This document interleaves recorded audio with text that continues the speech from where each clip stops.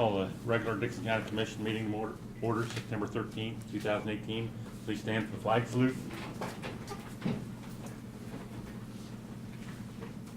I pledge allegiance to the flag of the United States of America and to the republic for which it stands, one nation, under God, indivisible, with liberty and justice for all.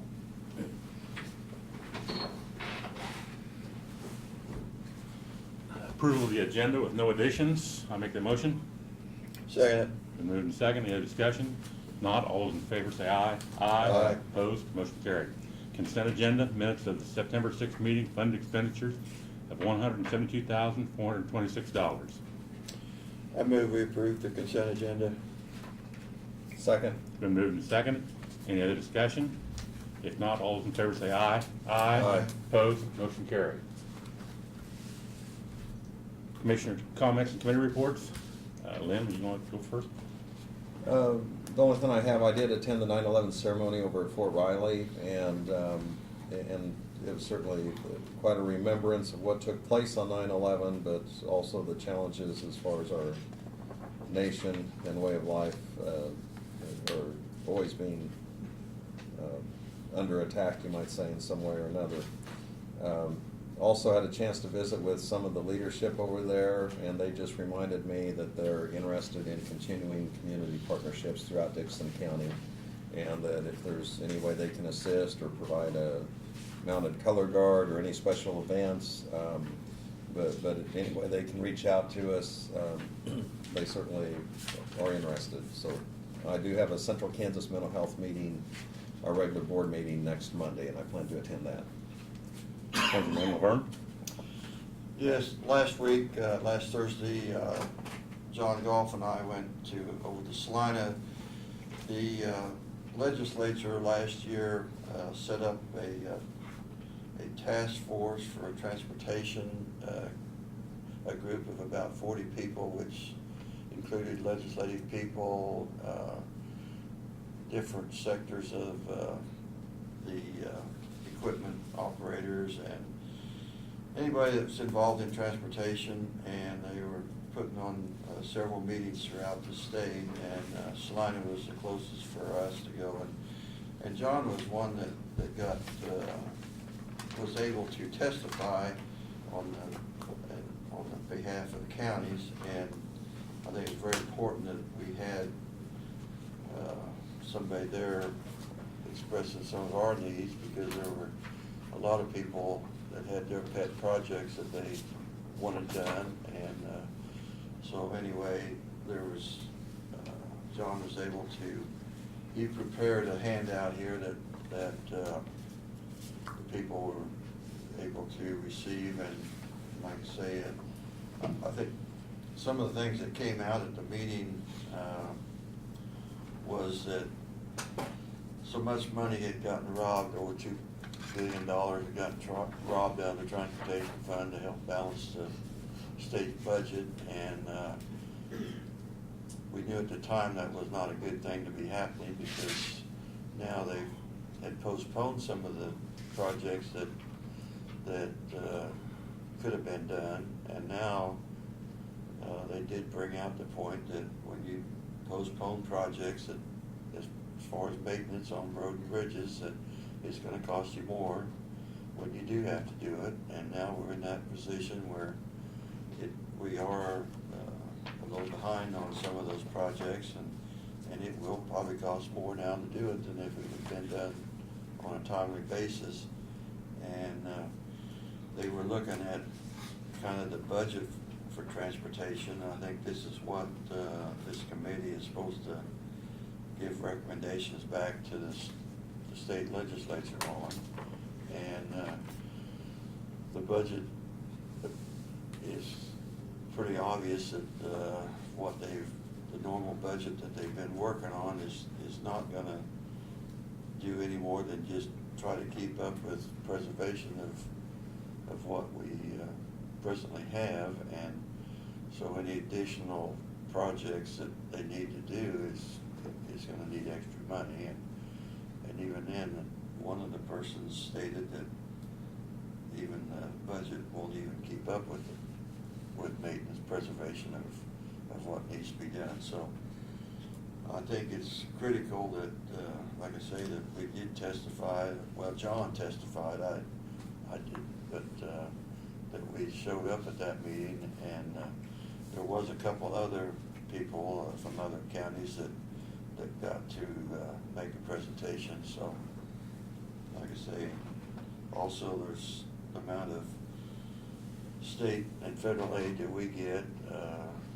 You know, it's significant that we keep getting that type of money, and we're kind of in the same position. They've cut back somewhat on that, and we're gonna have a hard time keeping up with preservation of what we do have. And so it be interesting to see. They've got several town meetings that they're gonna be going to on this, and then be interesting to see what kind of recommendation they give back to the legislature on that. And so I'm glad that John was able to give that presentation over there. I also did go down to the fair Saturday and was able to go to the governor's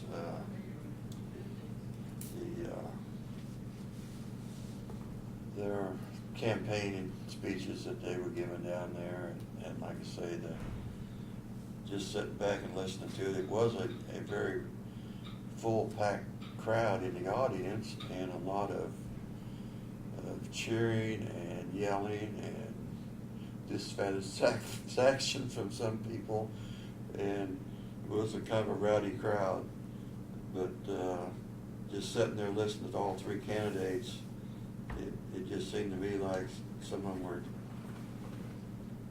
didn't understand how the process works in some areas, and making promises that wouldn't be able to be kept. So it kind of left you with a feeling that you're not just sure where the candidates, how they feel that they can accomplish what they were saying, I guess. But that's all I got. Thank you, Laverne. Last Monday, I went down to Navarre. North Central Regional Planning Commission has a,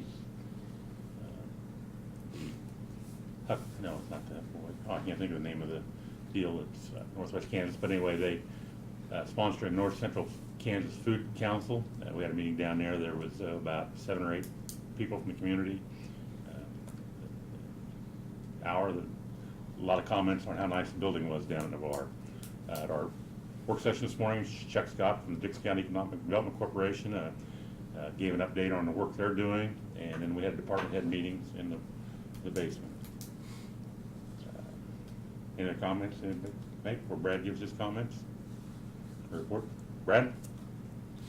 Okay, next week in the work session, Greg Greenberg will be here at 9:30, and Bob Harry at 10, and they'll have information on the bonds, the progress of that, and Bob will have a lot of paperwork for you guys to sign on behalf of the PBC and the county.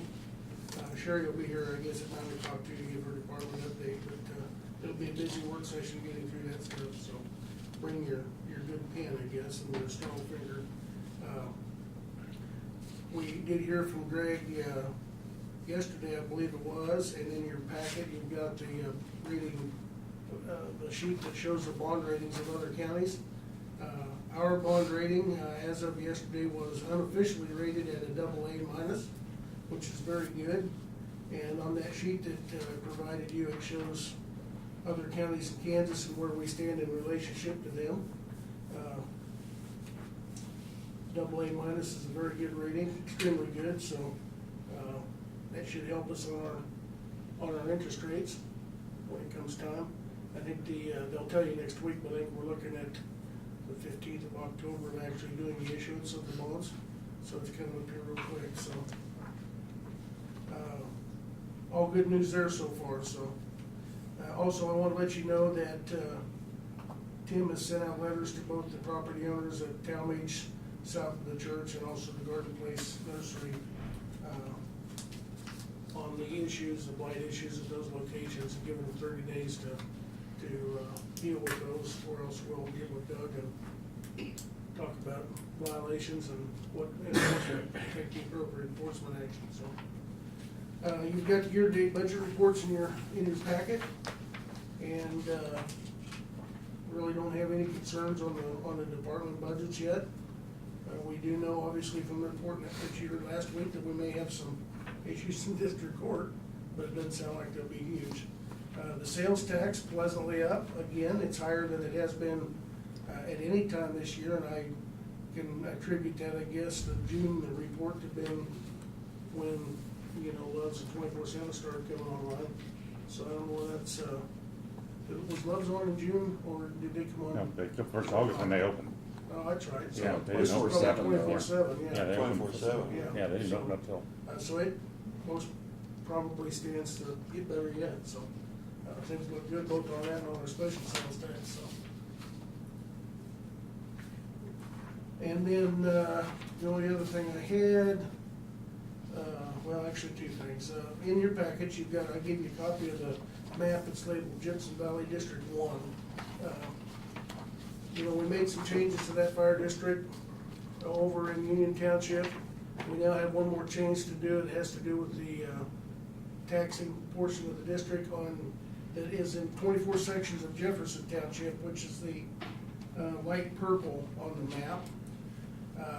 Back in 1981, before we actually had fire districts in our county, the group of people in that district petitioned Saline County to have fire coverage from Saline County District 1. And that passed, and so their fire protection has been provided from that fire department out of Carlton and the Garfield station since that time. As things have developed, and we've created our fire district number 2, which the closest fire truck, well, the fire trucks in both those are Navarre and Hope, and you can see that as the crow flies, that's much closer to those areas than Carlton is, or up north at the Garfield station. So when it comes to ISO ratings, which have to deal with the distance from fire stations and response times and personnel, it makes much more sense to keep those ratings higher and effectively keep the insurance premiums lower and provide better fire protection for those people if we do it out of our fire district number 2. Since we created our fire district, they have provided protection to those people. They do it today, and they have since day one. The K-15 is kind of the line that they use. So anything west of 15, Saline County District 1 responds. Anything east, our fire district number 2 out of Hope responds. However, the taxing of those people's taxes that they pay for fire protection goes to Saline County District 1. So to get that straightened up, the first thing that needs to happen is Saline County needs to be petitioned and pass a resolution to detach from their fire district, and then we need to have a petition come in to you, and you have to pass a resolution to attach it to Saline County or Dickinson County District 2. So we kind of got that paperwork together. It's been sent to Doug and the county councilor in Saline County, and once we get that back and it's okay, then we'll get it down to the fire chief, and Chad will circulate the petitions and get the signatures, and hopefully sooner than later we can get that done so that January 1 the tax assessments come to Dickinson County as opposed to Saline County. Okay, Brad, I know, here's the area that's Yes. gonna be, okay, and this is fire district, Everything else, the yellow, Yeah. everything else in color is fire district number 1 Oh, out of Saline County. okay, It just shows in the lower right-hand corner, you can see that it started back in yeah, 1964 yeah, okay. With one color, and then just another one in Okay. 64, That's- 68. That's how the colors are added to it. Different areas Okay, petitioned them to add into that fire Okay, district. okay, So, yep, but the last one was in 88, and since 88, the taxes for those and the protection has been going to Saline County. and Gypsum Valley, then they've got the fire truck Carlton, right? They've got one at Carlton, Yeah. and they've got one up at, on. Merrimount. Or 1700 on Yeah, Marymount Marymount Road. Road, yeah. They Station. call it the Garfield Station. Yeah, okay, that's what And Garfield then they've said. got trucks in Gypsum and then Kip. Okay. So they've got 4 stations, so. Okay. But any one of the 4, Navarre and Hope are much closer to this group of Right, people, yeah. so. We're hoping this will be the last change we need to make. But they're growing pains, and it'll be a positive change, and Barbara's gotten the information together for us, and I think there's, what is it, 82? It's something like that. 82 registered voters in those 24 sections, so they need to get about 42 signatures on the petition to come to both counties, so. You may get asked about it. In case you do, you get a little idea of what's going on there, and it's all been requested by the fire district, so it's kind of a grassroots effort, so. Both fire districts, you think, are in agreement with that change? Yes, yeah, I think they are. I mean, we talked to Rod Audie and the guys over at Saline County So, a couple of years but ago. they will be losing some They'll be losing evaluation. some tax revenue, yes. But they're not providing the service, so it's kind of hard to debate that. Yeah. Or dispute it, so. Well, And it helps the IRS rates. and I mean, they do cross lines in helping each other, which They is a mutual aid good very thing. well, like all the fire departments. It doesn't prevent them from working together. On any rural location, anytime you have any type of fire of any size, multiple departments are gonna be there anyhow, so. Any other questions? Oh, I guess we do have one on One the other bridge thing, project. yeah, on just an update, John and Martin covered it a little bit down at the department meeting, but they attended the pre-construction meeting down at Marion yesterday for the bridge on 100 Avenue that we're sharing expenses with Marion County. Said it went very well, and King Construction is the contractor. They are planning to start that project on October 15th, so it's coming up here very quickly. We have already paid our portion to them a few months ago, which is around $40,000, which is, when you have a bridge on the county line, the percentage of share is based on the valuation in each county. Ours is about 60% of that, Marion's is 40. Ours 60, and they used their federal funds to do that project, so our expense is only 60% of the 20% match, if you're tracking with me. So it was about $40,000 is what our cost was to get that bridge replaced, which was very economical for a big concrete bridge like that, so. But at any rate, it'll start here next month, and it's being inspected by B&G, and the inspector on the site's one that we're familiar with, a young lady that does an excellent job, so we're very comfortable with that, and so it'll move forward, so. So they was able to get matching federal funds on that. They're using their federal funds that come down from KDOT, same Yeah. funds that we get, and they're using those for their 80%, so. And then the only money out of pocket that we have to come up with is they come up with 40%. We come up with 60% of the 20% match that has to go into that, so. Well, that's not as bad as I thought it could have been. A bridge like that, or if we were paying 40% of a bridge like that, we'd be paying $300,000-400,000 out of pocket, so. It's a very good project for us, very economical. That's all I've got. Any questions, Brad? Not, Doug? Well, we're moving forward with the tax sale, getting a lot of calls, and those who may have some property in there, probably a half a dozen or so have come up with the money to have it dismissed against them. And I've encouraged those who have called to double down their efforts, because October the 5th, $540 for each of those parcels that are listed will be added to their cost. And that'll make it even a bit more difficult for them, but they're trying to work through it. And I've explained to them at this stage now, we don't have payment plans for any of the taxes, and so they're going to have to either run the risk of losing it or bring their taxes current. That's all we can do for it. So there's where we stand with that. That's all I have. Thanks, Doug. Any questions for Doug? If not, I'll move on to notice and communications.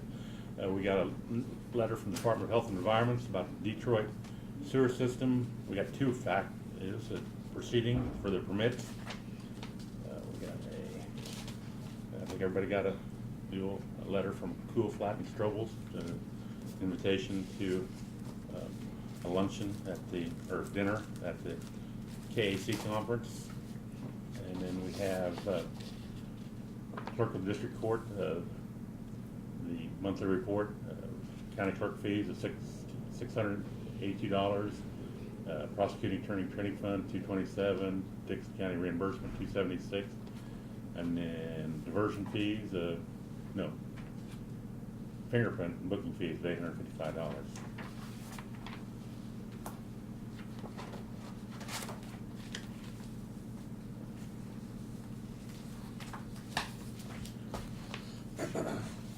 Nothing else on our agenda today? I'll entertain a motion to adjourn. So moved. I'll second it. Seconded. All those in favor say aye. Aye. Opposed, motion carried. Stand adjourned. See if I can-